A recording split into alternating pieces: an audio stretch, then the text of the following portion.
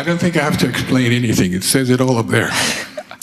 Okay, Michael, yours. Sure. Hey everyone, so I'm Michael. I work for the international human rights organization Access, and I'm going to be talking about threats to civil society, but also responses to those threats. And I'm actually going to try to focus a little bit more on the response. In the past, we've done this talk at OHM in 2013, for instance, and it was very much on threats, which are always exciting and always changing, but it's become more interesting for me anyway on ways of building response to those threats, groups, organizations working together to have infrastructure to be able to respond to these threats better. So I'm going to be talking about these threats briefly, the rapid response to those threats, and then some of the things that we're looking forward to in 2015. So I probably don't need to go too deep into the threats that are being faced by civil society today, but civil society is always going to be at a disadvantage when compared to corporations or governments in protecting themselves from attack. And some of that is just based on capacity. Some of that is because they're non-technical civil society organizations or groups. Maybe they're activists, social, political, or otherwise, and they are not interested, or at least initially not interested, in digital security, but rather their activism or their work. What we see is more and more, and we have been seeing this more in the news as well, that groups such as journalists, especially investigative journalists, independent media websites, all varieties of activists in all sorts of contexts, lawyers and others are getting targeted. And what's also interesting is the groups and organizations and foundations that fund and support these groups are also a potential factor for attack, but also potentially a strong ally in providing this additional capacity for these groups. So the perspective that I'm going to be speaking from, wow, that's washed out, but is through our helpline, what we call, which is 3 offices around the world that focus on providing this rapid response support as well as digital security advice to civil society groups. The oldest one is based in Tunis. It's been around since around February of 2013.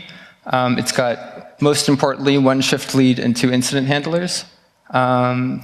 Then we opened an office in San Jose with a shift lead and an incident handler, and most recently in Manila with a shift lead and an incident handler. In addition to those core staff members who are available, we also have various support folks such as technologists, developers, and a trainer.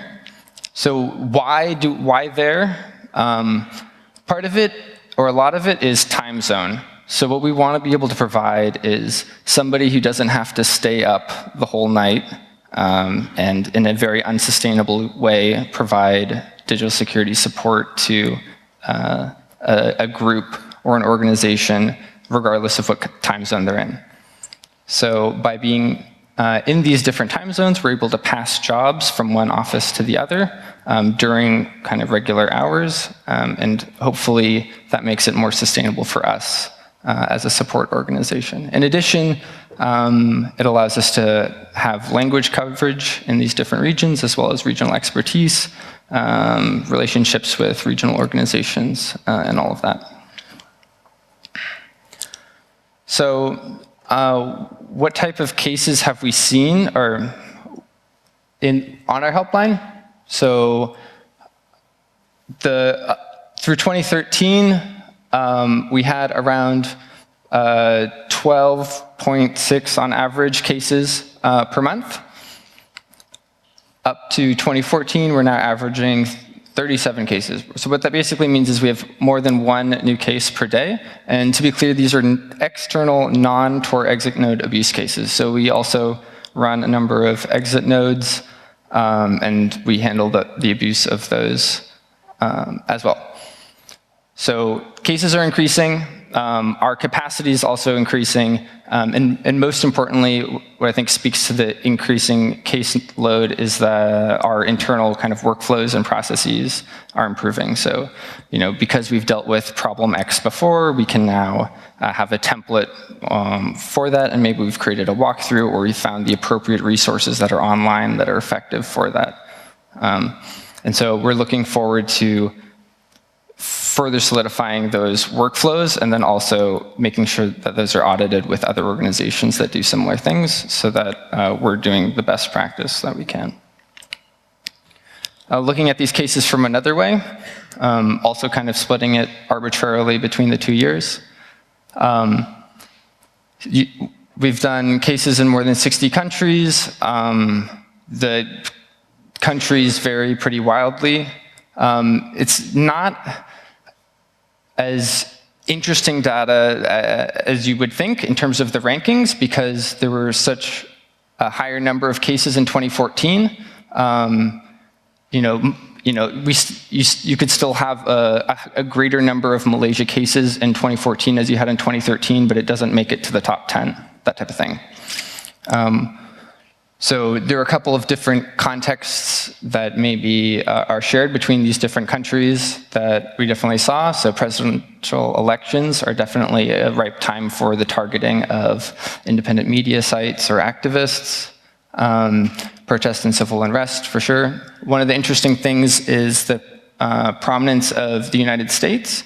So in the US, there are many international organizations that are based there that do work elsewhere in the world. And so a lot of that work is actually helping these organizations, such as advocacy organizations or other, do that work in a safe and effective way that's not putting their local partners at risk.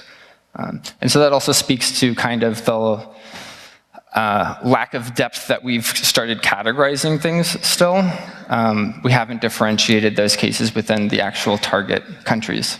2014, you have hacking groups, the targeting of LGBTI communities, and as well as independent media and journalists. I'm going to take a brief look at Vietnam, just because it's the #1 country that we worked in for this year, and it represents a case it represents a lot of issues that are faced in a lot of places, and it gets them all. So what's interesting about Vietnam is you actually do have access to Facebook, and you do have access to popular platforms that are censored in Iran or China or other places. But what that means is then you have pro-regime hacking groups and other folks taking advantage of those platforms to try to target folks. So we get a lot of account recovery or compromised accounts.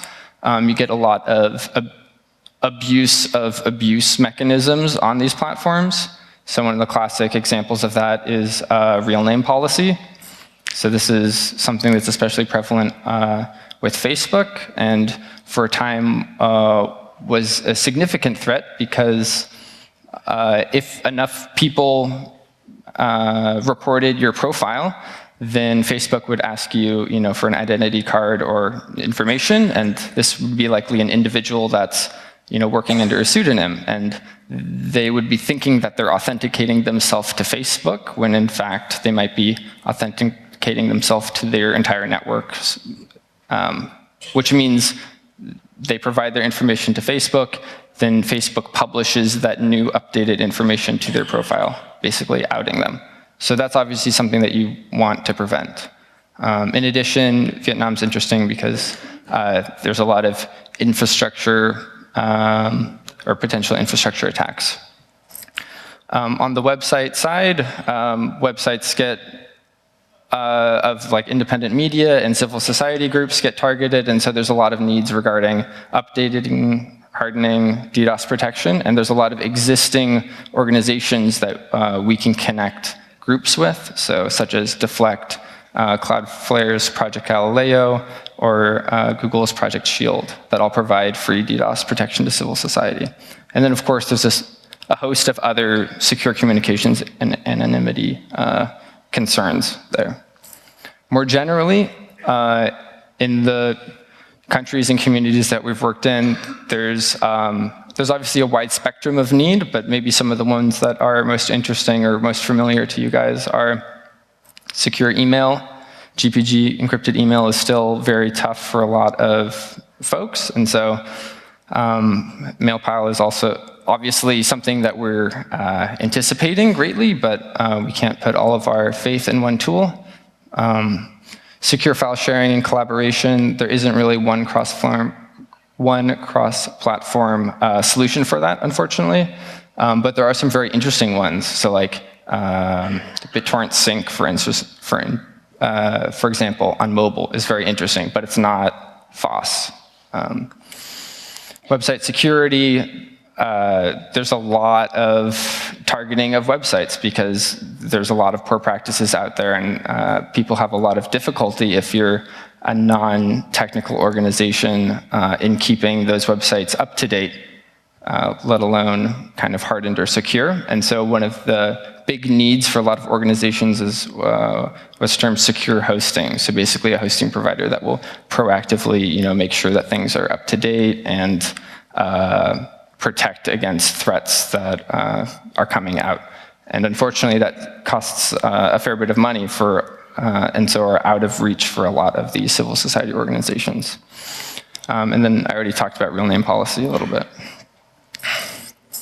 So what are some of the ways that people are, that organizations are trying to support this work and try to improve this work? So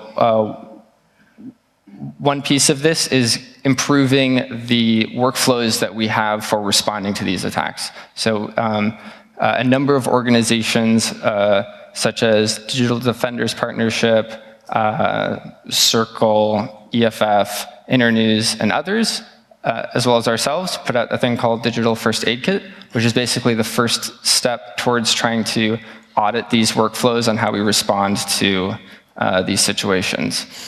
But it's not just for the existing community in order to build, some type of general foundation of response, let's say, to targeted malware or whatnot. It's also to make it easier to build additional rapid response groups and communities around the world. Because what's most helpful is it's not one organization doing this, but it's a number of organizations at international and regional and local and community levels doing this work.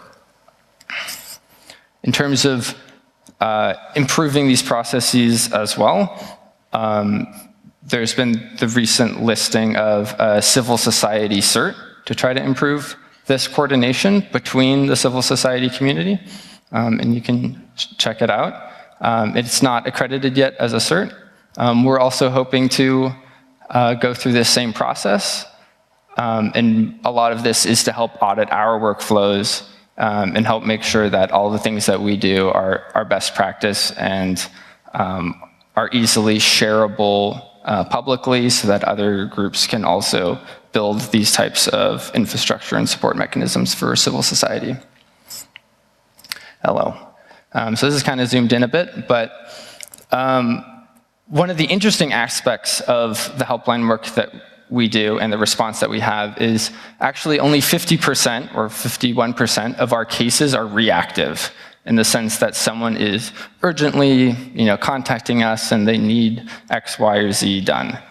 About half of our cases are instead people pinging us, most likely organizations or individuals that we already have a relationship with from working with them in the past, that are asking for proactive help to, secure communications in some variety, or implement or try out some tool, or have a training on a particular practice.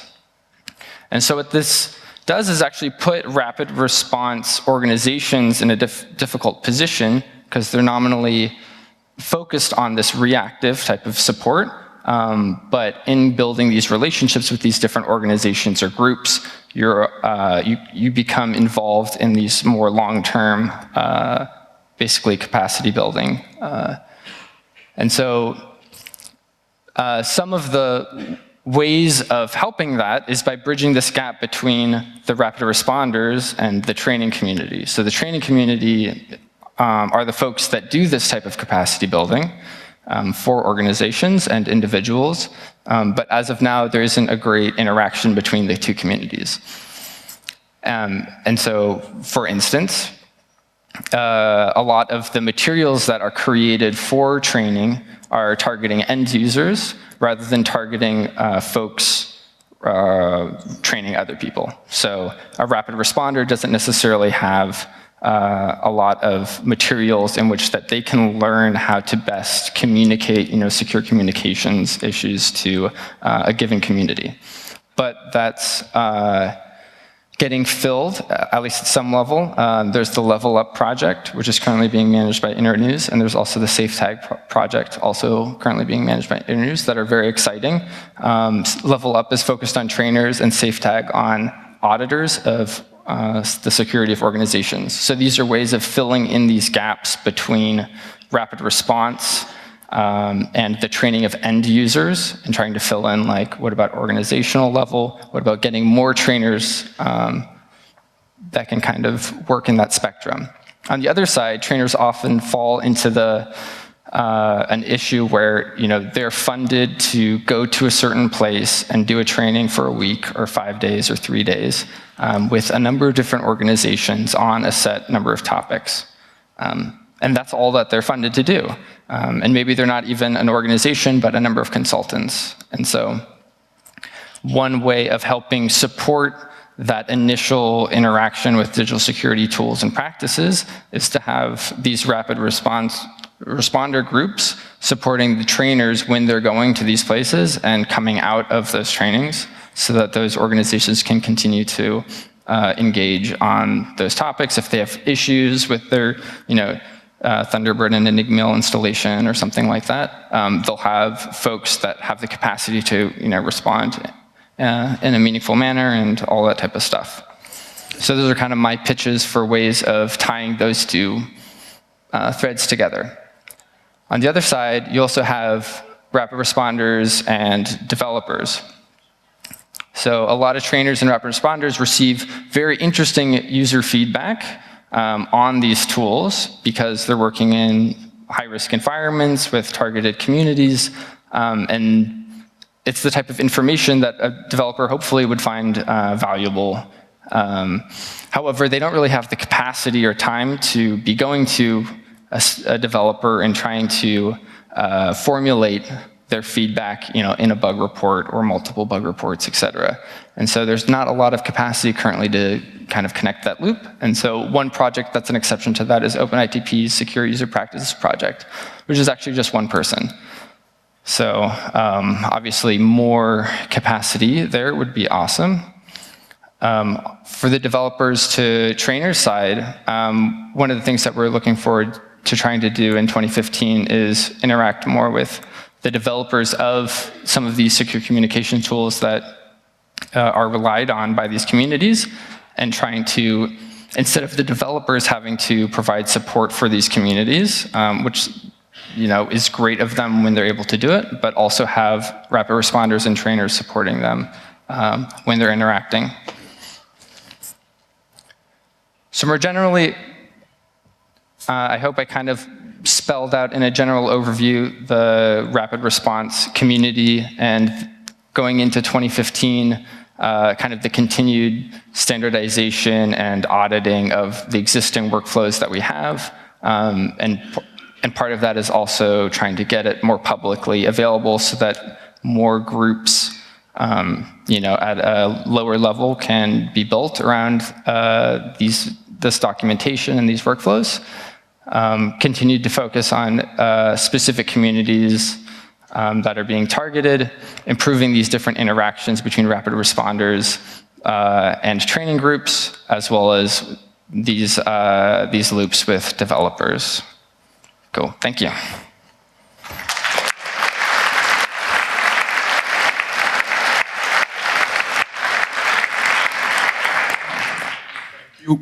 Michael, here it is. Wow.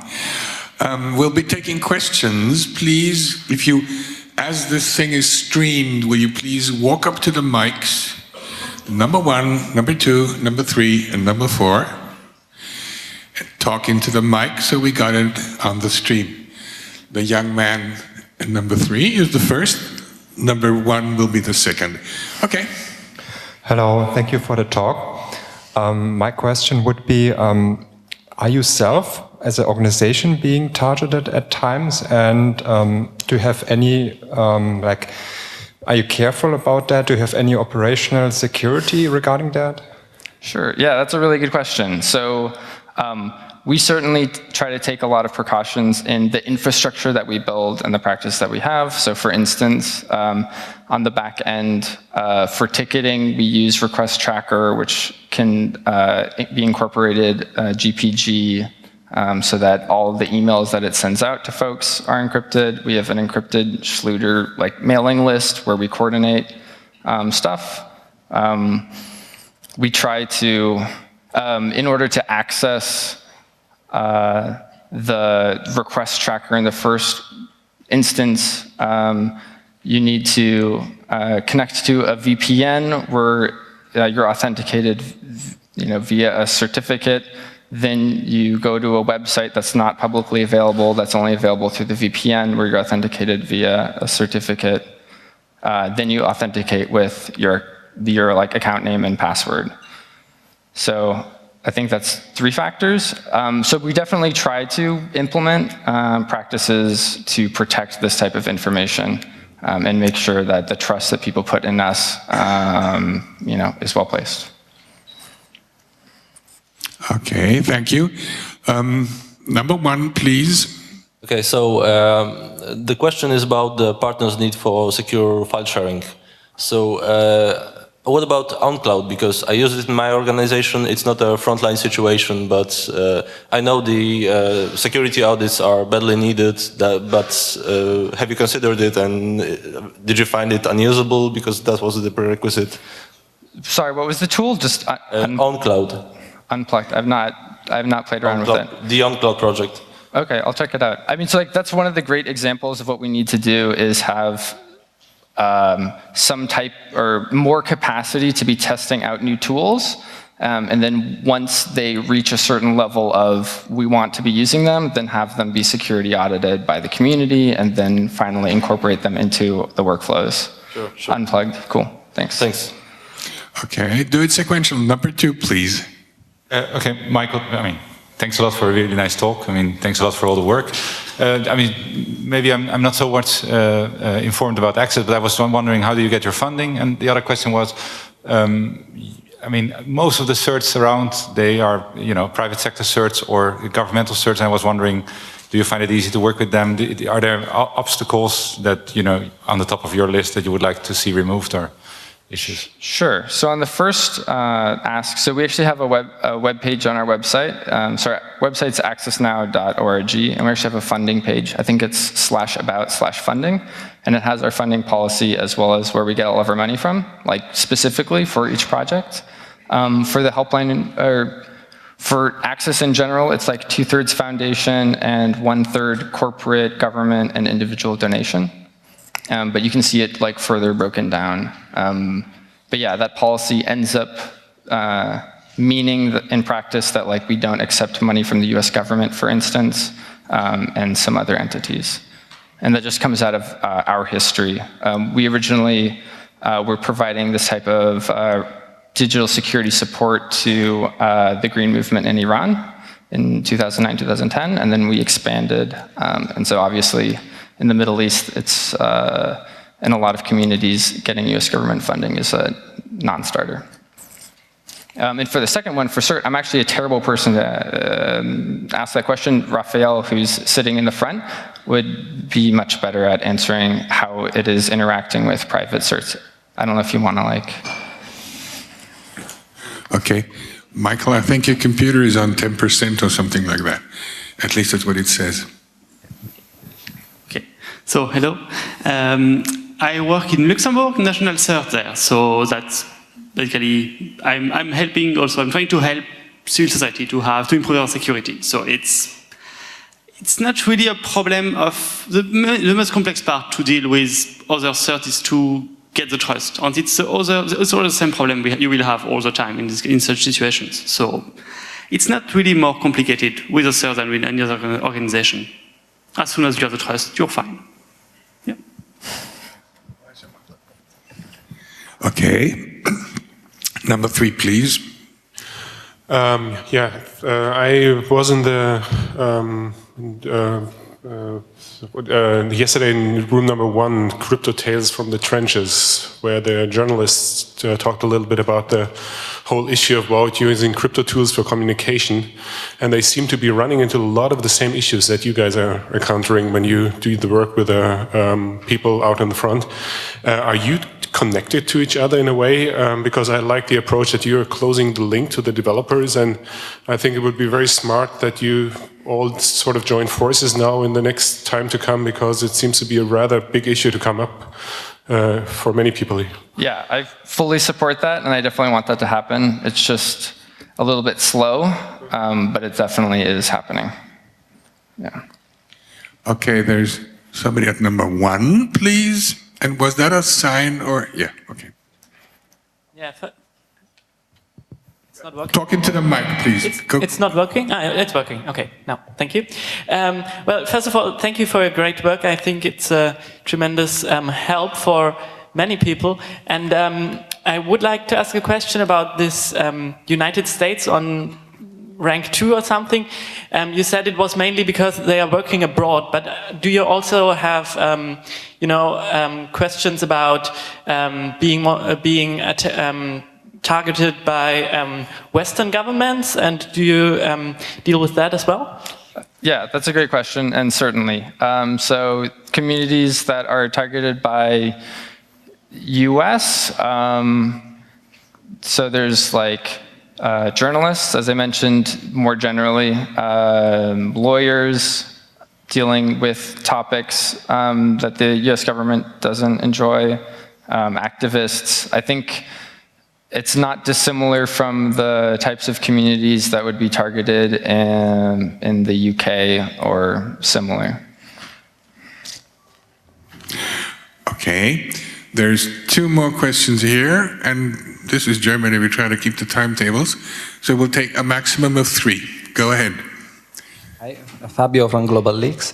I want to ask you if it does happen for the kind of job that you're doing, especially on the preemptive activities that relate to the training and the post-training activity, to work with, let's say, project-based initiative. What I mean, with Global Leaks, but probably also other software, you end up supporting a group, typically in a vulnerable society, where it's not your main job to do the digital security training, but you end up often working with people that require to have the digital security skills. And okay, we end up doing the training when it's needed, but it's not our job. And what you said about the post-training critical points is exactly what we experience in several projects. So my meaning is, does it happen that when there is a project that involves civil society that need to be planned, there are already a set of partners, you can get engaged for the training, post-training, and support for everything that relates to digital security? That's a core component of a project, but maybe who is leading it doesn't have specifically that kind of preparation and especially that kind of organized stuff to do training and post-training especially. Yeah, so if I get what your question is, we would be more than happy to support like an organization such as yours when you're doing those types of activities. If you want to coordinate beforehand, that's even better. I don't know if any organization has a full map of what they want to be doing for the next 5 years. So we're more than happy to provide that support as issues come up. So if it's initially localization and it's support on secure communications to talk about global leaks or like we're happy to do it as it comes up. But happy to talk more later if I didn't understand your question. Okay, thank you. Last question, hang on. Folks, when you're leaving, please, can you keep it quiet for the last 2 minutes? Go ahead.